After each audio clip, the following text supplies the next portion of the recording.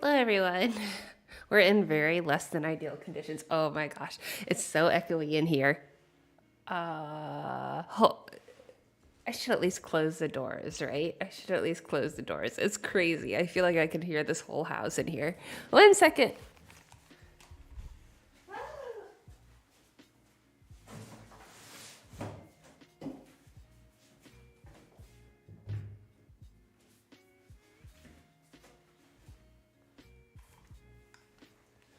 Uh, does it make it any better? I don't think so. I, I, I like, so anyway, yes, I have just moved. Just. Hello, Basleys. I was debating whether to even go live today because I'm still very much in the process. I have my own room now, and there's, as I'm not, I haven't put stuff in it. I don't have lights. I don't, and I need sound to be absorbed by something. So anyway, I have a bookshelf that I haven't brought in yet. It's still in the garage. I have a tufted couch, which you probably wouldn't be able to see. I'm probably going to put it over here. And then over on the right is, oh, hello, Jared, is where I'm going to put my workout equipment. Anyway, let me know if the echo bothers you as much as it bothers me. Because I did test it and it did seem. Don't bring that alarm clock. I didn't like it. That's so mean. But no, I do have a clock behind me. The alarm clock stays in the bedroom. So whatever you saw in the background. What's that? I changed my mind. Burgers? Yes. What do you want? I'll have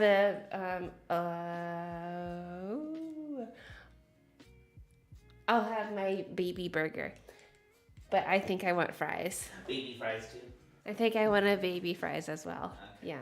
All right. What do you have against the alarm clock? It looks just like an emoji.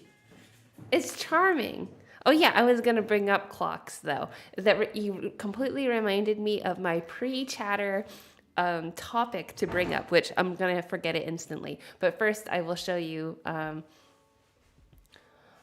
You cannot really see the background. I will put lights up. I can turn on the lights here. It is too dark in here. It's just a reality here.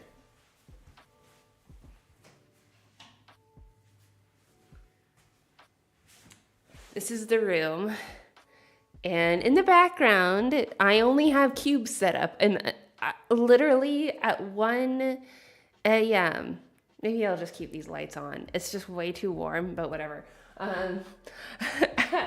At 1 a.m., I was setting up the cubes in the background. Stefan was like, "You're a gamer girl. You need cubes." I'm kind of like, I don't know. Well, there's a place for my things anyway. So, you can only just barely see the lunchbox. Other than that, there is a clock. So if you still hate clocks, yeah. Yes, I am in a new place. But I don't have any. I need to put stuff in here. Like you can see my box where I have unpacked my one thing, which is my desk. Okay, so yeah. My only video game related thing is my Una here. Oh yeah.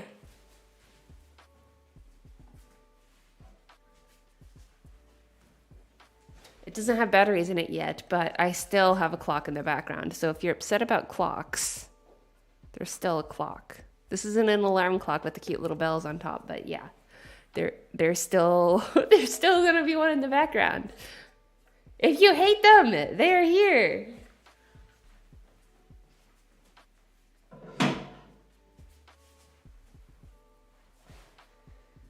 We're here for you anyway, not your stuff. Oh, I know. I don't even like having stuff. Having stuff is not ideal. Oh, yeah. So, of course, the storage bins they have nothing in them. Nothing in them. I don't have anything.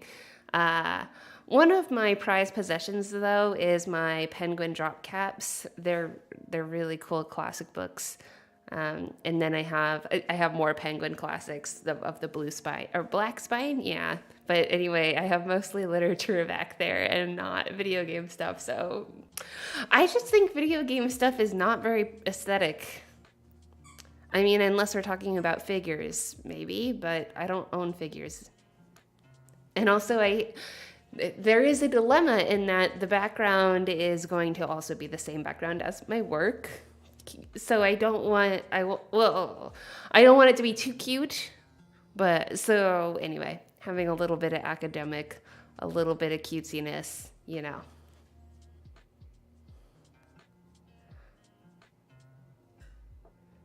What? Alarm clocks are for getting rid of the status sleep. Puppy walked in a moment ago. Oh yeah, she's here squeaking her toys that you may be able to hear. I got a rug that looks like her. And from my periphery, I thought that she was the rug earlier in the day. Like, she's here, and she wasn't. Anyway. Yeah. So, she is down there. Playing with her toy. Yeah, so I'm in a basically empty room with cubes in it. It's so echoey. How is everyone?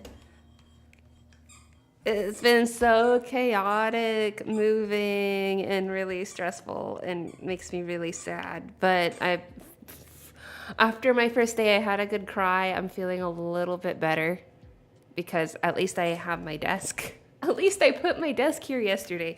So a little bit of normalcy, maybe.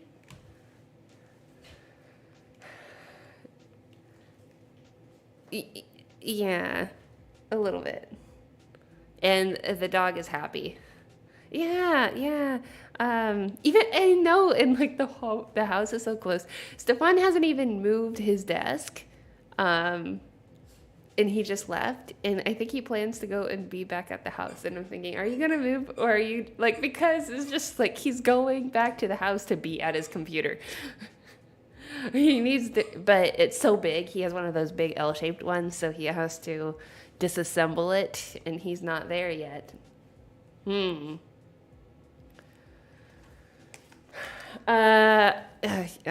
and we're gonna be doing Yunalesca stuff. Looking forward to that. I think that I plan to. We have 4 times the speed. I think I plan to go back to the Calmlands, which I know I have done. I have done in a previous playthrough. When I was facing Yunalesca, I've going back to the Calmlands and getting stuff. Oh wait, no, maybe not. Where can I get musk? Oh, I can look that up. But am I able to actually add Confuse Proof or Confuse Ward? Because I think that would very much help the battle. So it looked like there was a musky thingy that I could do in order to customize some kind of Confuse Word. Anyway, we'll look into it.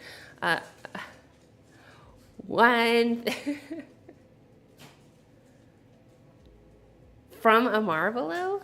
Oh, to get the musk. There's a Marvelo in Gagazet as well.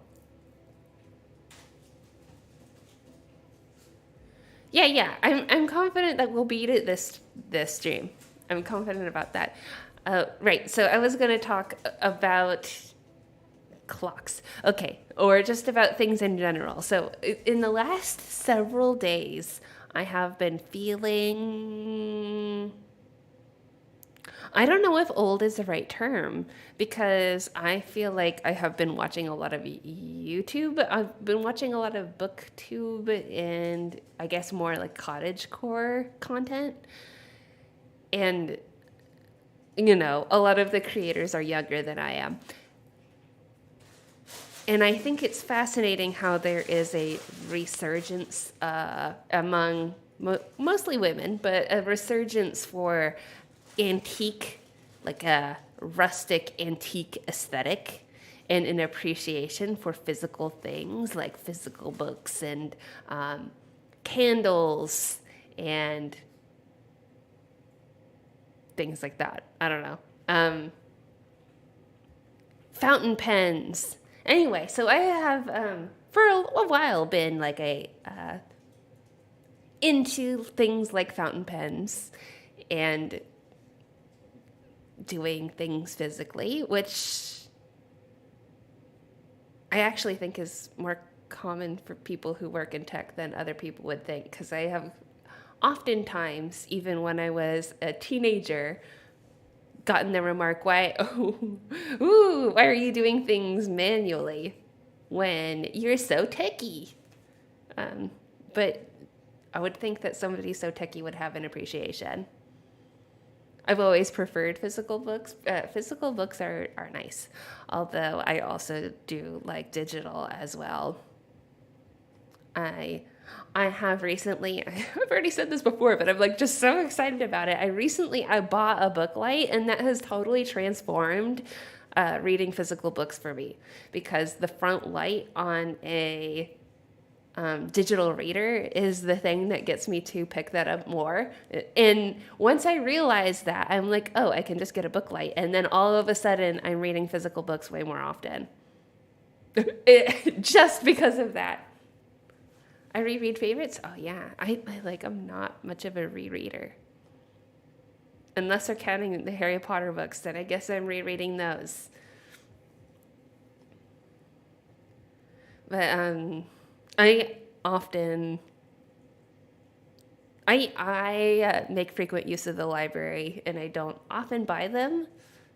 So, but I have some nice stuff, and I'll be bringing in my bookshelf behind me. So you'll see everything that I own, which is not, I don't think it's voluminous. I get rid of books all the time, and I only keep things that have sentimental value, or I try to anyway. Yeah, anyway, yes, big fan of the library. And also the library, they tend to give, the nice hardback books anyway. And so they are typically the nicest feeling books. It's free and it's better than a paperback. But anyway, so I started doing a pen pal program. And so I am writing long form letters to somebody I was matched with on the other side of the country. And it's been a lot of fun. And I recently went out today and bought, which I've done this before, but bought wax and a stamp, to make a wax seal. And I find that so charming. But anyway, it was in thinking about this, and then also reflecting on, I have a friend who had a girlfriend who was 21, and she didn't know how to read, and this is going back to clocks. She didn't know how to read an analog clock. Calling this person out, did not know how to read an analog clock. And it reminded me of another time when I bought this potentially stolen watch. I bought this watch. It retails for a few $1,000s, this particular watch, because it has real precious materials in it. Like it has the face of it is pearl, and then it has diamonds along the digits.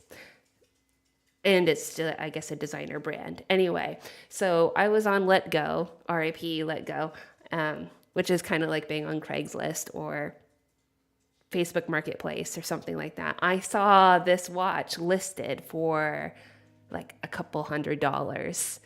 And the guy knew what it retailed for. And I'm going like, okay, I'll bite. This seems like a scam, but I'll totally see.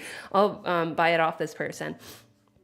And so I met up with him at a coffee shop. And he said his claim was that he found the watch on the ground. And when I said, well, the value of this watch, why are you not selling it for more? He was like, who wants analog watches nowadays anyway. I mean, I have a smartwatch, my girlfriend has a smartwatch, my parent has smartwatches. Everything is digital. Why? Like, this thing is just archaic and useless. Oh my god. Other than the fact that there is precious material in it and it's jewelry, I don't know. But it kind of shocked me, and that was a long time ago. That was maybe, I want to say that was 7-8 years ago. And I wanted to guess that the guy was like 19 years old at the time. Oh, your mom used to work for a library. That's pretty cool. Smartwatches can be tracked by the government. Analog watches can't.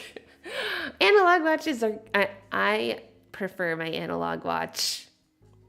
I had on my other wrist a Fitbit, and I just couldn't keep up with it, just with charging it. And then after, you see, you track your metrics, but at a certain point, at least for me, I just stopped tracking them because it's all the same and there's nothing noteworthy and there's not the novelty anymore. And so then it just, I start ignoring it. And so then why am I wearing it? Why am I wearing this ugly piece of trash? I mean, that's probably mean.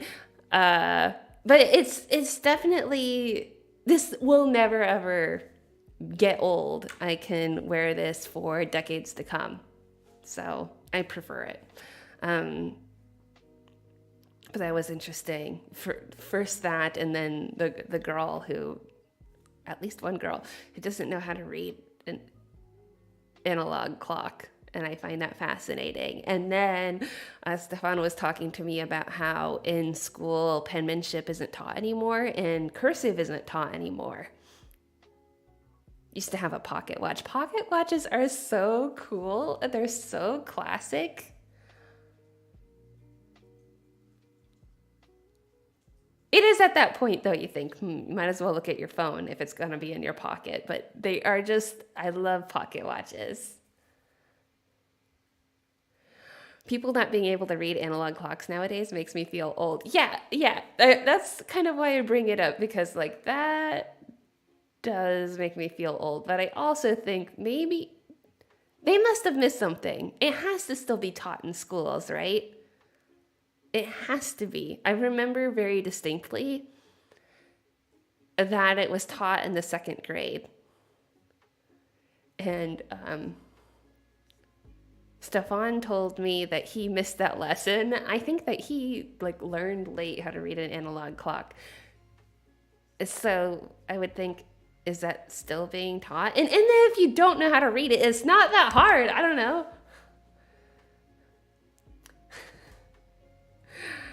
No smartwatch, no digital, no batteries, no charging, just gears and springs. Well, there is a battery in this particular one, but yeah, some of them are wind up.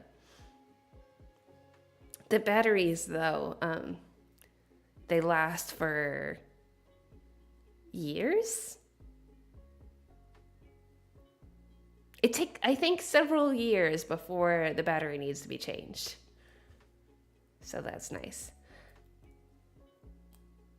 Yeah. So, but the cursive thing, that kind of hits me in a way. I recently watched a video that was very fascinating on how penmanship became phased out of the schooling system. And it pretty much, there were multiple things that caused penmanship to go away. One of those was the typewriter and I guess later the computer, but another one was the invention of the ballpoint pen. And what is fascinating to me is the ballpoint pen was never intended to be the pen.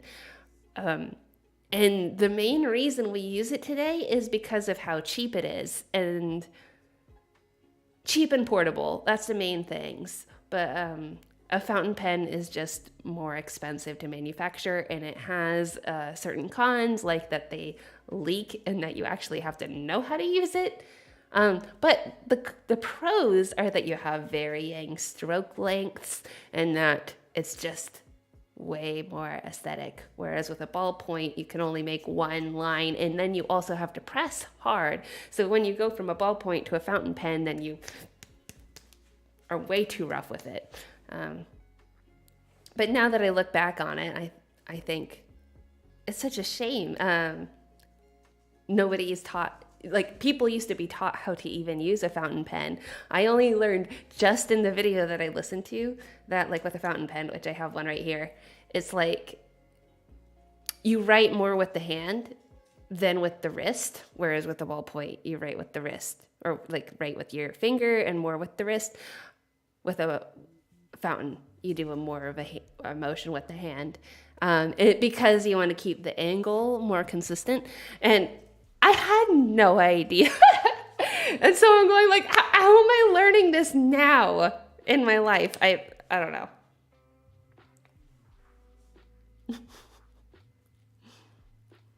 They didn't teach us that where I'm from. Teach you... hello, DZ. Teach you what? The cursive? Airship Dreamer cursive. I love it. Makes me sad that most people can't read it anymore. Just reading it? That is very upsetting. Okay. Writing it, I understand that people don't learn to write it, but to learn to read it, it's insane to not be able to read cursive. That's the part that makes me even more uncomfortable. But cursive was such a big part of the curriculum in school.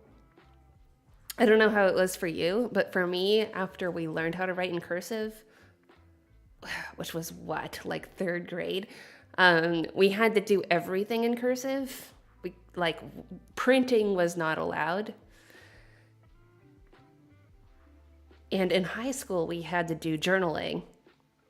And multiple English teachers had us do journaling, where they would have us turn in a minimum number of pages of just handwriting. But the writing they would not grade the writing or even read it, but they would dock you if you weren't writing in cursive. So it's just like, it's you and you wrote all these pages and I won't read them, but I just want to know that you have a regular practice of just writing your thoughts. And he's like, I don't care what you write. You can write like I love ice cream for pages and pages and pages, but if you write it, then you get graded. So anyway, we had journaling for English. Amazing program. And I loved it because we got extra credit if we wrote extra pages. And I just wrote voluminous amounts of pages. Yeah. But now I'm looking at that and I'm thinking that was probably not a normal thing, having journaling as a thing that we had to do in high school in cursive. Yeah. I wonder what your signature looks like. Oh, my signature is terrible. My signature is an M and an L and a squiggle. That's it. Though I don't. Yeah, it's my last name is really long, and so